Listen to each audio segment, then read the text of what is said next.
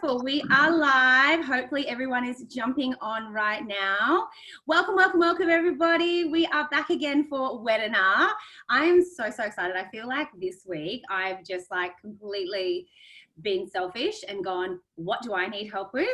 I need help with social media. I feel, actually, Wendy, so I'll introduce you guys all as well. So this is Wendy El-Khoury. If there's anyone in the wedding industry who doesn't already know her, she is the founder and director of Wedded Wonderland. She is now sharing all of her knowledge and amazing background in adult education through Wonderland Media. She's got a range of courses coming out on WendyElkhoury.com. You know how to check how you're writing your name these days. Yeah. Elkhoury.com. And basically she's going to be answering all of our Instagram questions today. So you know what, today I'm just going to jump right into it because I like it when these things move quickly. Wendy, when you were talking recently, I was watching you on an Instagram live or something, and you talked about social media fatigue. And I just went, my hands are in the air. Oh my God, you have just summed up in 2 words, well, 3 words. Okay, social media fatigue, 3 words. How I am feeling right now. I want to do social media. Some days I feel good about it. Other days I am like, it's like pounding I'm tired. Am I the only one feeling this way? And what do I do about it? No, I think the entire wedding industry is feeling like this, and a lot of other industries too. I actually spoke about this topic at Engage in Dubai in March. Yes, I was in Dubai in March, the last holiday that I'm sure I'll be having for a while, or last, international conference. But there are so many people in the wedding market and the wedding space that have been on social for at least 5 years. Yeah. Particularly with Facebook and Instagram, and now looking into other avenues such as TikTok. Pinterest has been around for quite a while, but that continues to evolve. YouTube is another platform that I feel like the industry is dabbling in now. But the Instagram component, I think, is the one where the fatigue is coming from. Yeah. And the reason being, it is the most active and dynamic platform in the wedding space. It is that space where people feel like they can connect with their community directly, and they get that instant gratification on their work. And so the fatigue has come as a result of a change in algorithm where we don't get the instant fix that we're used to.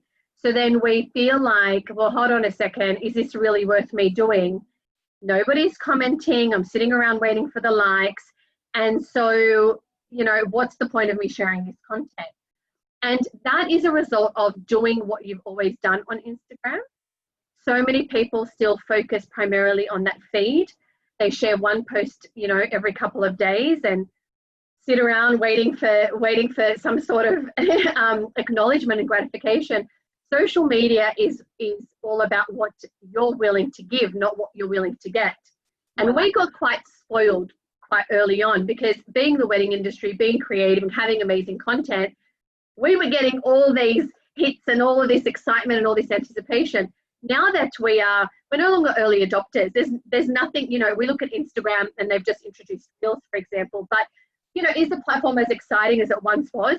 Absolutely not. It's a platform that we've been using for a while, so we need to use it for what its intention is, and that continues to evolve. We need to be using it to engage and interact with other pages, with other people in the industry, with consumers. We need to be using our stories properly, asking questions, using polls, and going live when we can, giving a bit more insight in regards to our business to create a dynamic conversation, not just keep it about that one beautiful photo. It's where did that photo come from?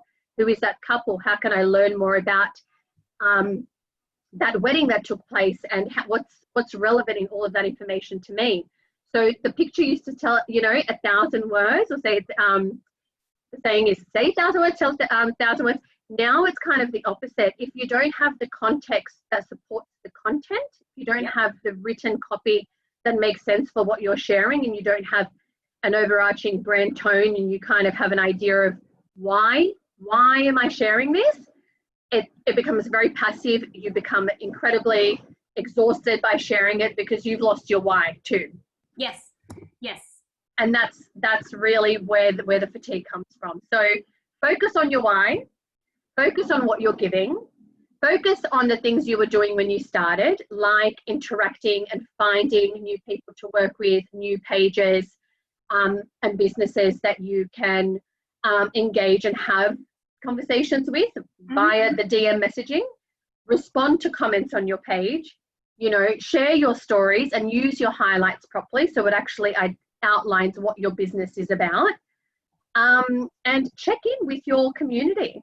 Check in. I said this in July that so many people obsess about, oh my goodness, I just lost 50 followers this week and what's going on? I'm like, but you have 20,000 followers sitting there. What are you doing for them? You're worried about 50 followers that are gone. Yeah. It just is one of those things. And we are, as an industry, I find people, creatives in general, are quite insecure because our work is being exposed to the world and we're sitting around going, I need some sort of validation. It's very challenging. Actually, I'm taking notes here as we go. I'm like, yeah, all right, okay, I got this. Yeah. Now, one thing you mentioned was, people do read the text. So I do sometimes see that whole girl puts up photo of herself and then story underneath it. How important is it to get a photo that matches the text? Like, do people actually read what we're writing? Well, in order for you to get a response, you have to ask an open-ended question. Love it. In your copy or something that people are going to respond to. If you're just sharing, and as we curate content on Wedded Wonderland, sometimes we share things because we just want the like. We want to be acknowledged for an inspirational post versus a conversational post. So think about the intention. Think about what you're trying to get from your audience. You're not going to get 50 comments on every single post. But if you're looking for engagement, be engaging. If you're looking to share some inspirational content, remember you may not get as many comments, you may get some likes. If you're looking, or you may have some people send it to their friends because they've seen something that they like. So it's about the interaction that you're looking for. It's not the same interaction on every single post. That's really good. And I know that you mentioned, you use the phrase community as opposed to followers. Yeah. Is that a way of, really getting people engaged? Because I guess when it's a community, then you feel like it's more of a two-way street. Absolutely. And the way that, I read so many different marketing strategies that sit outside of our space. And one big thing, and I guess the epitome of a successful marketing strategy is having business advocates. Yes. People that will share your work, will talk about you, and will endorse you online and offline. And the way that you do that is through a community. And this is why influencers, the great ones, work so well, is because they are advocating for brands that they love. Now, do they need to be influencers with big big followings, or because I've heard the phrase micro influencers? Are they sort of where it's at maybe for people in our industry and on our kind of budget?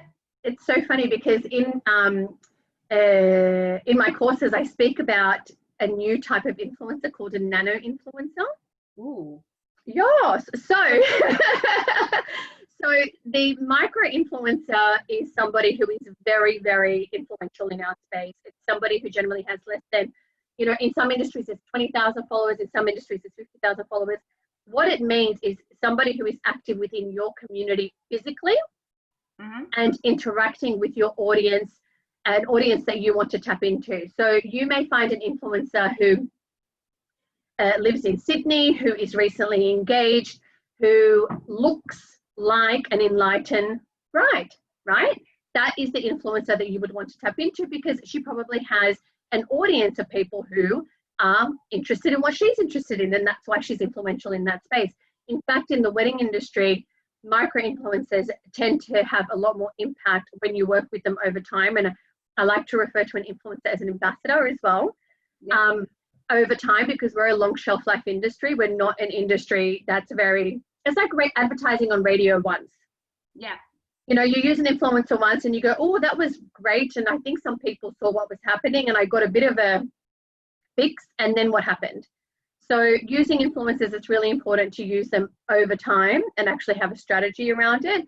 But the nano influencer is somebody who is an advocate of your business that is like my personal page, less than 10,000 followers, but is very much a trusted source within that community that isn't an influencer. Right. If that makes sense. So somebody more genuine, more authentic. It could be one of your couples that has, you know, one of your brides has 3,000 followers, and she receives her photos and talks about you and says, oh my goodness, I love my photos so much, and this was the journey, and this is how we went about it. And you know, you talk about that on your platform, she talks about that on hers. That is actually the most powerful online word of mouth right now. Now that is really interesting, and I think that's something that everyone here could take away, because we all have couples that we work for, and I've certainly seen, I instantly, I could name some couples who I know that we've got bookings from because they have posted and loved our photos and repeated posts. So do you recommend that we actively ask couples, like I actually actively ask couples for a Google review. I'll actively ask people for a Facebook review. Should I actively ask people to be an ambassador for us? I think it's your approach. I don't think it's an everyone thing. Obviously, you would kind of work out, and like you said, off the top of your head, you know who those couples are. Yeah. But you definitely need that bank of organic testimonials in the form of a video, a post, a story, where people are able and willing to endorse you publicly, and it doesn't feel any way forced because they've actually been your consumer. That's perfect. That's beautiful. Okay, cool. Now you also mentioned before about using stories properly. Okay, so I think I use stories. Yeah. Sometimes they go really well. Sometimes, okay, define properly and give us a hand. What do we need to do here? I love it when I check people's stories and there's like one random post that, you know, you're out for dinner somewhere and it has no relevance to your business whatsoever. I love seeing posts like that because I'm just like, what's the point of this? I think you need to think about your story like a story. So in order to tell a story, there is a start and a middle point, some sort of peak, something's happened, and then there's a finish point, right? So I actually have, I think on Instagram Refresh in the course, there's like a whole, I speak about this for probably 20 minutes. But to summarize very quickly, so you need to think about if you are going to visit somebody in the industry that you're working on a collaboration with, for example, if you're doing a site inspection, if you're creating a new floral bouquet, if you're introducing new albums, you don't just put up a story saying, here are our new albums and I just take a photo. You would start the story by saying, today, this is what we're doing. We want to introduce our albums for you guys and show you the journey of how we've actually gotten to this point of having this new album. Here are our previous albums. Now our couples ask for A, B, and C. We've decided to create what is the digital album and then the print album and something that, you know, is a real keepsake. So let me show you a couple of examples of what this actually looks like. You would show a few of those albums that you've worked on, for example, maybe a testimonial or a couple coming in and actually receiving that album. So there's a bit of a dynamic, you know, conversation around it. You're one of the first couples to receive this. And feel free to check out our website for a breakdown on our albums, or actually in one of our highlights, we've got a feature on all of the albums that are available. So you're referring people to somewhere to find out more information about why you're talking about albums today. Yeah. You know, so there's that start, that middle point of, okay, I'm going to talk about this. This is why I'm talking about it. It is something that's new for our business. And if you're interested, these are the different places that you can have a conversation with us about it. Or you could have white albums and black albums and say, which one do you prefer? Run a poll, you know, should we introduce these in sand? I don't know. And just ask your audience something, ask your community something to make them feel like they're part of your decision making and part of that process. So that's how you would talk about introducing a new product. Whereas now, and I mean, some people do it really well, and then you see others who might just share that one story and go, okay, yep, I've introduced it to everyone. People online, and particularly on Instagram, you haven't actually introduced something to them unless you've spoken about it 7 times. Wow. Okay, 7 times. Okay. Yeah. So that is not, an introduction is definitely not one story. Yeah. At all. with my online courses, we introduced them last week. We did our first round of launch. We need to do that 7 times before people actually know that I have online courses. Yep. It's just the nature of social, and that in one ear out the other. And is that really happening kind of thing? It's that repetitive campaign that you have to run. Yeah. And I have to agree with exactly what you were saying then about stories work well when you do share a story. So with Enlightened Photography, I'll go along on the day and do some behind the scenes footage of our team working. And those ones rank through the roof. Yeah. So they're definitely our most successful stories, where we go and we show the before, and then when the room's all dressed, and then the taking, and then the final shot. Amazing. It works really, really well. Yeah. The other one that we've done for our album collections is we've created a hashtag. And okay. Wendy, I created a hashtag. I was I've tried so many times. But when the girls come in to pick up their album, we video them opening their album, putting their gloves on, and we call it hashtag White Glove Moment. Oh, I love that. Oh, it's so sweet. And so it's like literally the first time our couples touch their album. Yeah. See that moment, they go, oh my gosh. And yeah, they're so excited and they love it.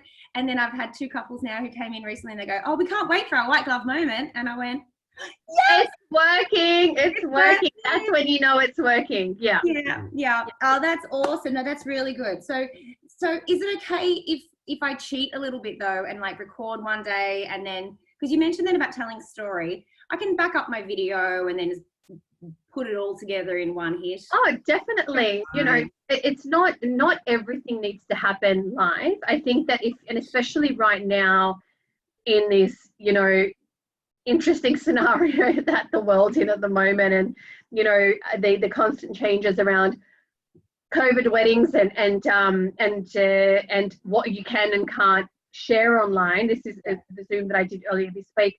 It's really important to think about what people are reflecting on, the sentimental moments that you miss in, I guess, large scale dancing stuff, you know, type weddings, but then also reflecting on the positives of weddings right now, that they are more intimate, they're more boutique style, people are really getting to enjoy their moment. So, you know, doing throwbacks is something that is important, because it showcases the breadth of your work, but then also, again, why?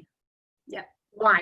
So why are you sharing? You know, I saw someone recently, actually sent them a message because they shared this amazing video of everyone dancing and having a wonderful time at this wedding.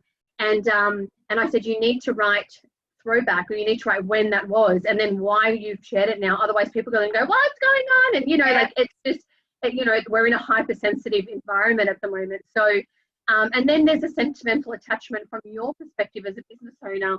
You know, once your couples, even, you know, when we went into lockdown, if anyone is on here from Victoria, once couples start coming in, I saw a designer the other day who had her first bride come and pick up her dress, and she was so excited. And I just think we appreciate so many more moments now as suppliers, and even talking about that. You know, the opening up of the wedding industry once again, it's a very exciting time, and there's so much that we can be talking about. Oh, definitely. Yeah. Now, guys, as well, I'm sort of feeling, again, like I'm being very selfish here. I got all my questions lined up for Wendy. If you guys have got any questions, the chat function is all open here. You can actually find the chat function down the bottom. And then you can either turn it on to all panelists, so just Wendy and myself see it, or all panelists and attendees, and then everyone can see it. So throw your questions in there if you've got any questions.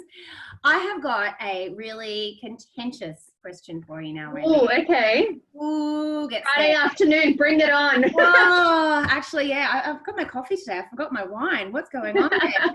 Now, a big issue that's got me scared is that I will put my hand up and say, I wanted to do the right thing as a business owner and as a human being when all the Black Lives Matter protests were occurring, and when there was the Black Lives Matter blackout day on Instagram. And I think myself and like so many other people, we were wanting to do the right thing, and we got it so wrong.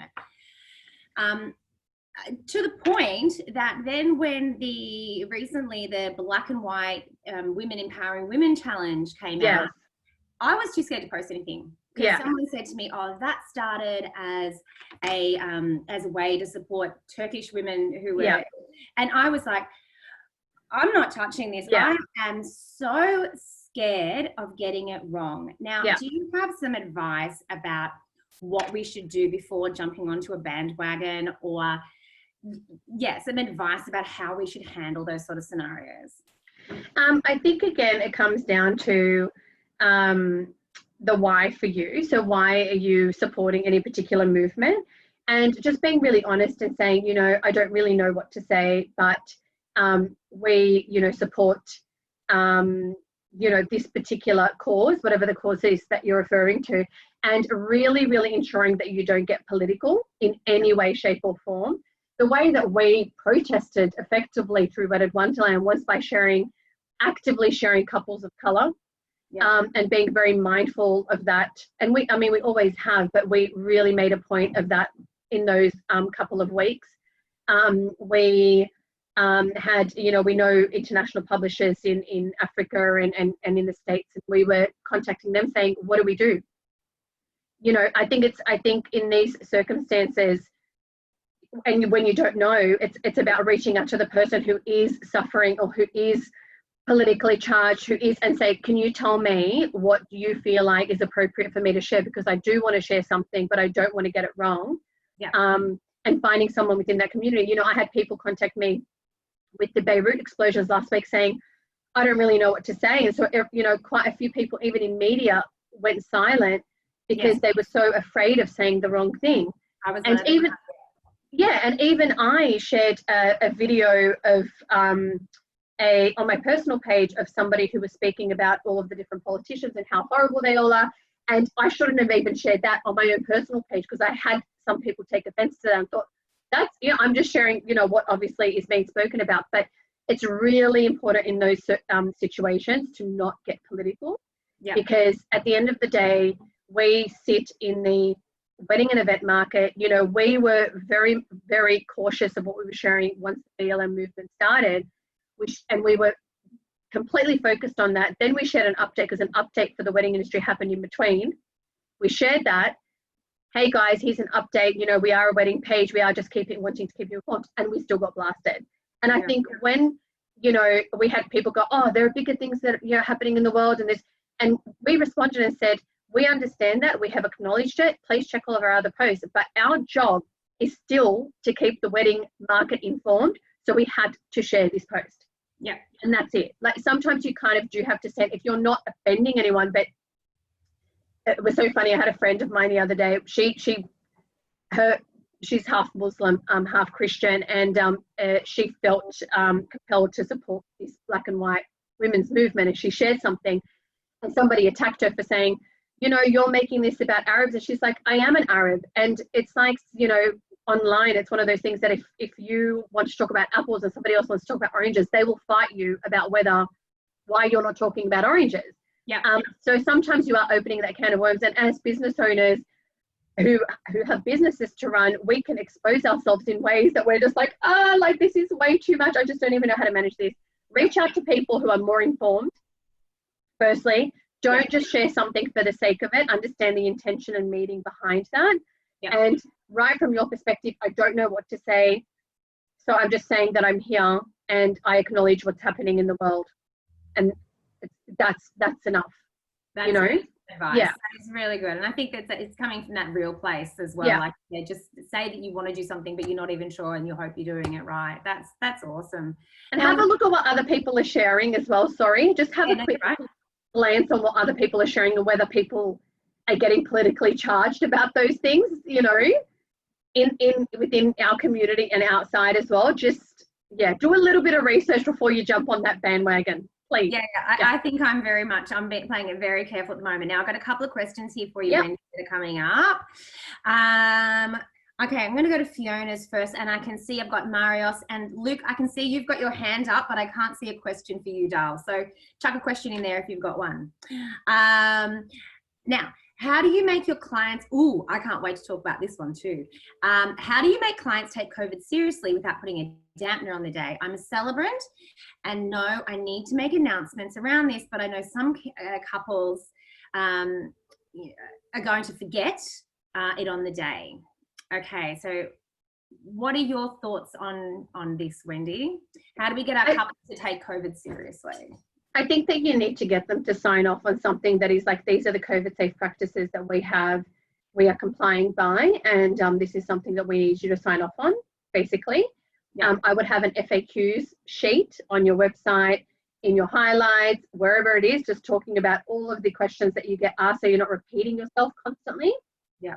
Because it's the same questions all the time, right? And I would definitely, you know, I mean, you don't want to make a joke of COVID, but I think it's one of those things that, you know, it's all about, okay, we are here at a wedding. We're so fortunate to be here. We need to be mindful of the times and of the fact that, you know, there are certain things that we can do, but there's a lot that we can do. So let's just be grateful for what it is. Here are the rules. Here is what you can do. So, and kind of end on a high note and let's get started. But definitely have an FAQ sheet, have something that your clients sign off on so they do take it seriously, and make sure that it is available on your social so people can access that and you're not jumping on every day going, so somebody just asked me a question about COVID, right? So, you know, you kind of don't feel like you're repeating yourself. And also as a business owner, we can get exhausted and we can get overwhelmed, you know.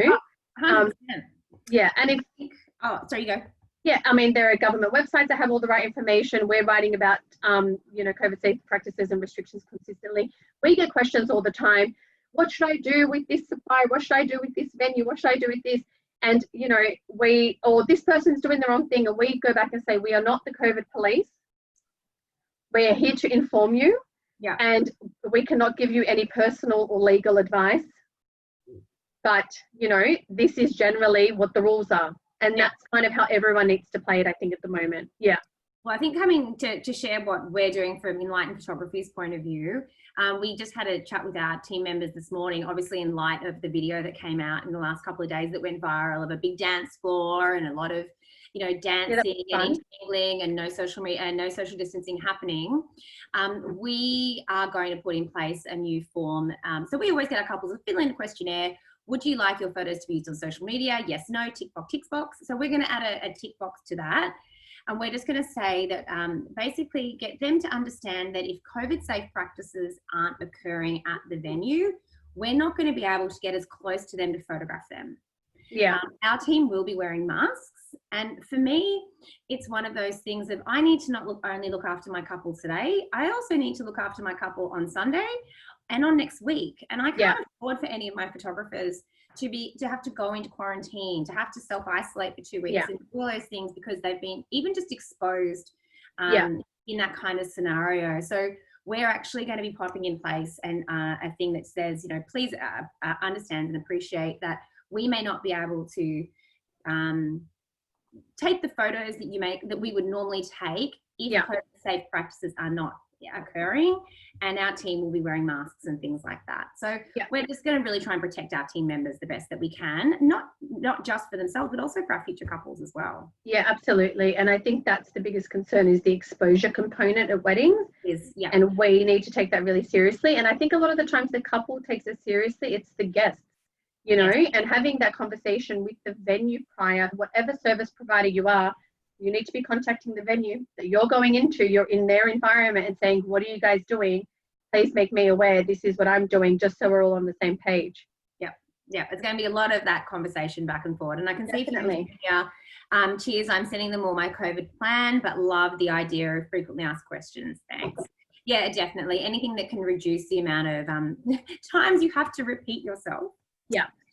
Now, Marios, love your work, Rach and Wendy. Oh, thank you, darling. Question, when posting a story, for example, I just posted up earlier a story for a new arrival hire item for our other area of the business. Would I also create this as a post with an engaging, open-ended question to the community? Nice work. In order to get bookings for this item, or set it in the hire highlights tab of our Insta profile? Hope this makes sense. Lol, confusing. Okay, so this is the thing with, and this is something that I really, I guess, delve into in terms of the importance of a content strategy. Again, in our Instagram course, what you need to think about is what you're sharing on highlights needs to correlate with what you're doing on your live, which needs to correlate with what's on your feed and what's in your stories. Everything needs to be talking to each other.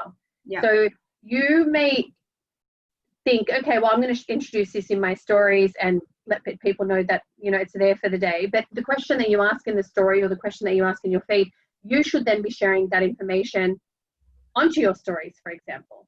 Okay. You understand what I mean? So this new product that you're launching, which one do you prefer? Or you're excited about this, you know, with the, you know, reaction function on stories. Tell us what other products you feel like are missing from the market, or tell us what else you would like to see from us, whatever that is. And then potentially sharing that as a direct feed post and saying, here's a new product that we've launched, here are some other things that we're working on. And here's one comment from one person, and actually quoting someone that's made a comment about the product and saying, do you feel this way too? Or is this something that you've been looking for? So use the different platforms within Instagram, within Facebook, or wherever else you're featuring your work to understand what people are saying and ensure that you're speaking about it across multiple platforms. It's like you with your Weddinar, you're speaking about that on Instagram to drive traffic here. I'm sure you have a newsletter. I'm sure that, you know, so there's other, you have to, it's a multi-channel approach, and social media does not exist in a silo. It exists within your marketing strategy. And this is something that every business needs to be mindful of, is there needs to be an overarching plan. The why needs to be there. Why am I sharing this? What reaction do I want? And how is this going to continue to drive people to find me and engage with me and feel like they know who I am, so they can endorse me when somebody asks the question. Now, Wendy's mentioned quite a few times today about the why as well. I'm like a crazy why person. I'm going to share with you guys a video on the Weddinar Facebook group. So if you're not already a member of the Weddinar Facebook group, jump on. Later, you can just go on in there, and I'm going to share with you this fantastic, and I've just forgotten his name, Alex, I'm sure you know who I mean, who explains basically how businesses find their why. Yeah. There's obviously, you can start from the outside in, thinking about what your products are, then how you serve them and who you're serving them to. Whereas by discovering your why, you start to think of it in reverse and think about what is your purpose in the beginning, and then going outwards from there. So that was a really crap way of explaining it, but I was trying to please do jump on the Weddinar Facebook group, and I will share this fantastic video on there. I found it a complete game changer and really changed the way I thought about my business. It's certainly something that I talk a lot about as well, is finding your ideal client. So rather than thinking about what your products are, thinking about who your ideal client is and how you can serve them best. It's a biggie. It's a biggie. So that's the Weddinar group. Now, is there any more questions? Simon Sinek. Yes, thank you, Serge. Oh my God, I was going crazy for a second there. You're a legend. Thank you, darling. That is fantastic. Now, I'm going through my list of questions here that I've been writing as we go. One other comment I wanted to make before, when you were talking about engagement. One thing that really helped our engagement was, again, you talked about community. It's a two-way street. I also have to remember to take the time to engage with others if I want people to engage with me. It's kind of obvious, I guess, but you know, sometimes you can get a little bit selfish in your thinking and expect everyone to engage with you, but you've got to be ready to give back to other people in the industry as well. Absolutely. Big one, Wendy. Do I have to be an idiot on TikTok? Do I have to start doing these ones? Like, my daughter has taught me Renegade. I mean, I'm almost there. Oh, I love it. I love it. Oh, my kids are on it, and my eldest is 7. So don't even, I'm like, yeah. Reels isn't going to take it over. I'm sorry. I think. No. But, you know, I think we said stories wasn't going to take over Snapchat, because stories in its infancy was incredibly boring. But then all of the functions came around, the face, you know, recognition, and, you know, being able to add filters and all these other emojis and emoticons and things. And then all of a sudden, some of us have forgotten about Snapchat. So the fact that Reels has come about is the start of something. The fact that TikTok is having international issues is another story altogether. Using TikTok to create videos and then share them on Instagram, I suggest. Super fun. Another thing, so using it in reverse. But one of our highest performing TikTok, Nadia, can you just pull that up? I think it definitely hit over. It was a real wedding. It was a snippet, a reel of a real wedding. And I'll just tell you how many views it had on it. Just one moment. Just pull it up. So what I do suggest is TikTok doesn't necessarily need to be about you being in front of the camera. I still haven't gotten in front of the camera on our TikTok. It is all about the content that we are sent from suppliers and content that we source around, you know, the bride trying the dress on, the behind the scenes at a wedding, the making of a centerpiece. You know, it's all about that. Remember, and the reason why TikTok has done so well, and I do speak about this as another point in our social media fundamentals course, TikTok put the fun and the content first before the curation, before the styling, before the, you know, a lot of this content has been created in people's homes. Yeah. So it is something that you are seeing that really, you know, being a goof, being raw, and, you know, a lot of it is dance associated. But I have to say, you know, this, I'll just show you here. I'll just mic quickly. So this is a reveal on a wedding that we shared, and this has had, let me just have a quick look, 200,000 views. You guys can have a look. 200,000 views on that one. The highest performing one was one of the first ones that we shared, and that, you know, we get an average of about 10,000, but then some of the really big ones have hit 100,000, 200,000, 300,000. And we have heard that suppliers have had couples come in and mention their TikTok and say, oh, I saw that you shared this on TikTok. As soon as people are saying that, you know that it's working, you know that it's a thing, you know. But I think it's about, again, sharing what is authentic to you, and what makes sense for your business. And you could be doing a TikTok session with your team once a week and doing the dance and just showing that you are, you know, a fun, diverse team. But then also, I think what will work and what does go viral is, you know, that real wedding component. Go through your phones. You guys all have thousands of videos in your phones. I know you do. So it is something that, yeah, so this one had 214,000 views. Yeah. So, and 40,000 likes. It appeared on what would be the popular page on TikTok. But it's just, you know, jump on our TikTok and have a look. It's you know, a couple standing in the background and basically a video within a room showcasing the room before the guest center. Yeah. So don't think that you need to get your dance moves back on. It's not all about that. Yeah. We can reshare some old content. And I guess absolutely. I guess my main question is, I remember when we had a big following on Facebook. And to be honest with you, when Instagram sort of first came along, and yes, I'm showing my age here, we've been around for a long time. I remember when Facebook was invented. Jesus. I remember when websites were invented. Well, there you go. I digress. But you know, we took a little bit of time to sort of go, oh, hang on.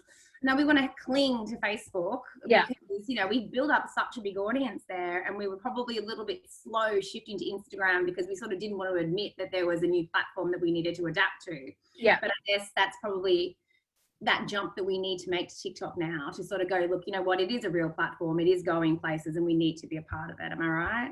Absolutely. But I think that, you know, with any platform that you're now engaging with, again, I'm going to come back to the why. What do you plan on getting out of this? You know, would your time be better spent on Pinterest? Would your time be better spent, you know, curating better stories on Instagram and actually engaging with people? I think having a presence on TikTok is great, and it's definitely where the millennial consumer is. But at the same time, what are they really getting out of it? And what is it that's unique? What unique content can you share on TikTok that makes sense for that audience, that you know isn't really Facebook relevant, for example? So you know, we pull videos that we know have that short bite-sized video that have a reveal moment for TikTok, and that's what we share on TikTok. So think about that reveal moment, and if you have short bite-sized videos, definitely load them there and see what happens. It's very easy to grow a following. It's very easy to get that engagement. But again, it's like, okay, is this, you know, it takes a while to build up, but at the same time, don't forget your other babies.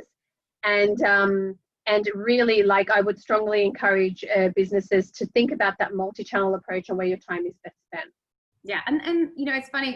Like I've always thought of it as like a what they used to say in the old days, a marketing mix. You had your product, price, place, and promotion, and all those sorts of things. And in those days, it was called raving fans, but now they're called influencers. So it's going to keep changing. The evolution of the language around social media continues to change as well. So. But it's the same concept. You want those, you know, you want to have connections, networks, and that's where, oh, now Maria asked here as well, what was the name of the Facebook group you mentioned? Weddinar. So it's just Weddinar, the webinar for the wedding industry. So you can jump on there on Facebook, and basically on there, we're just trying to share some little excerpts. So if you haven't had time to watch or catch up today, I'm going to be pulling little pieces from what Wendy said today and sharing them onto Instagram, but I'll also be sharing them in the private section in our private Facebook group as well. And the reason we've kept it private is that it started out of sort of COVID, when everyone had a lot of questions, and we sort of wanted a private space to have a little bit of a chat and ask questions of each other. You know, what are you doing in terms of refunding of deposits? What are you guys doing in terms of shifting dates? So we've set it up as a private group where people within the wedding industry can come together, have a conversation and ask each other questions. So if you've got anything on there that you'd like to share, please, you know, jump in, and also share about yourselves. Maria, when you come on board, we'd love to know who you are. And actually, I might redo that challenge again. When we first started, I popped a little challenge up there, and we had everyone sharing about their own business in 3 photos, and then telling us a little bit about themselves. And it was really, really cool. Yeah, it's been a beautiful experience actually getting to know so many people. So I'll have a look. Weddinar with WEDDINAR. That AR for a second then. Beautiful. I'll send you a link afterwards as well. Now, the other thing that if you want to start searching for things, I've also released the podcast, which I am super, super excited about. It's basically, I think, a really nice complement to everything that Wendy is teaching in her courses and everything that she's been chatting about today, because the podcast that I've created, it's called Wedcast. It has gone live on iTunes last week and went live on Spotify today. So hopefully that is searchable at the moment. But it doesn't cover social media. It covers everything after. So it's very much focused. It's a 10-part series at this stage. So far, we've released the first 5 episodes. The first one's an introduction, and then we're focusing on the different stages that come after social media. So how do you convert those inquiries and DMs into dollars in your actual bank account? Oh, thank you. I'm glad you love the podcast. That's great. I've been receiving some really, really wonderful feedback on it, actually. So the first episode, we're talking about how to handle wedding inquiries, how to do follow-ups. The second episode, we're actually talking about pricing and packaging strategies. So how to package up and price the product and the service that you sell. We're also talking about, in future episodes, the one I recorded today, they'll be released in about 2 weeks. I'm super excited about, because it's a hard area. It's all about overcoming objections. So for a lot of people, closing a sale can be a really scary part. And it's something that if we can sort of think about what our objections are, because they're pretty common. We tend to get the same objections quite frequently. Yeah. And have a strategy where we can actually, like everything we do, we practice in advance. We work out what our objections are. We work out how we can put a positive spin on them, and then actually create a story around those so that we can actually overcome the objection before it's even asked. So that's actually coming up in a future episode in about 2 or 3 weeks. So it's being released weekly. So that's now, Wedcast. You'll see. Amazing. Congratulations. Thank you, darling. Thank you, darling. And yeah, you'll see my big old head on iTunes if you're not sure which one is mine. So that's on there as well. Now, Wendy, if you're kind of like me and you have like pages and pages of notes that you've just written and you're like, I need to know more, Wendy has released courses online on wendyalkuri.com. I loved the names. It was Social Media Fundamentals and Instagram Refresh, right? Yes. So that's what I did during COVID lockdown. They took actually almost 4 months to pull together because I'm such a perfectionist. I drove my team completely mad. And each of the courses come with full slides with a breakdown of all of the information that's available. So if you like to reflect on things afterwards, there are worksheets attached to the courses as well. You do get a certificate once you have completed the courses. The feedback has been incredible and very humbling just to hear, you know, somebody watch the first 20 minutes and go, oh my God, I've been doing it all wrong. Or, you know, Right. that light bulb moment, which I really like to create. And I'm a bit of a, you know, I'm a mother of 4, so I'm a bit of a tough love person. I really like to get my hands dirty and working with so many businesses, really understand what the fundamentals are to keep you going. I think now is the time for everyone, you know, to work on their businesses, to get their strategy sorted, to clean up their Instagram, to understand all of the different components within it, and to really get that return on investment in time. I think that's probably the most important thing. So the courses, as you know, I've been educating in the wedding industry for 7 years now, and online courses have always been on the cards, and they're finally here. So I'm just super thrilled, and we actually have a discount code for you guys that Rachel will share with you after this. And you know, I wish you the best of luck on your journey, and I know that one thing I'm confident about is that you will look at the way that you manage your socials differently. For those who are starting out, social media fundamentals is great for you, or have never really built a community, have never really engaged the right way, have never really known how to, you know, get that engine going. That's what social media fundamentals is for. Instagram refresh is definitely for those who once upon a time were making moves on Instagram or were feeling quite confident and are now like, what is going on? So that's what Instagram refresh is for. So that's pretty much it from me in regards to the courses. There will be more to come, and I want to continue obviously having this kind of content and information out to market, because nobody else really does it, and I think it's so important. It is the most crucial dynamic, you know, conversation starter and income driver for our industry, and we really need to get it right. 100%. And that's the thing. Yeah. I think for so many of us in the wedding industry, we started out in the industry because we love what we do. Yeah. And now, you know, for most of us, we're small businesses, and our business's greatest asset is us. So the more that we can learn off other people in our industry, and, you know, it's always good. You can always be learning more and more all the time. Absolutely. Fantastic. Well, thank you very much, Wendy. I don't think we've got any more questions coming through. I'm just going to check one over here. I've got a great response from Marius. They're perfect. Thank you, Wendy. Makes sense now. Nice work. See? Beautiful. Well, thank you very much, guys. Thank you, Wendy, for coming and joining us today. So as I said, please come on and join the Weddinar Facebook group. I can see Serge is helping me out again. Thank you, darling. And he's put that Facebook link in there in the chat section down the bottom. But I will email it out to everybody, and I'll also email out the discount voucher. So if you do want to do one of Wendy's courses at wendyalcoury.com, you can jump on there and do that as well. And if there's one of the webinars that you've missed in the past, we've got the YouTube channel there, so you can play catch up, or you can just binge them all again for fun. And there's the podcast. Oh my gosh, have we gone through it all? I think that's everything. Fantastic. Thank you, guys. Have a fantastic weekend.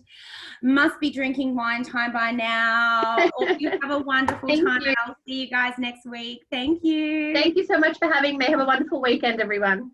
Thanks. Bye. Bye.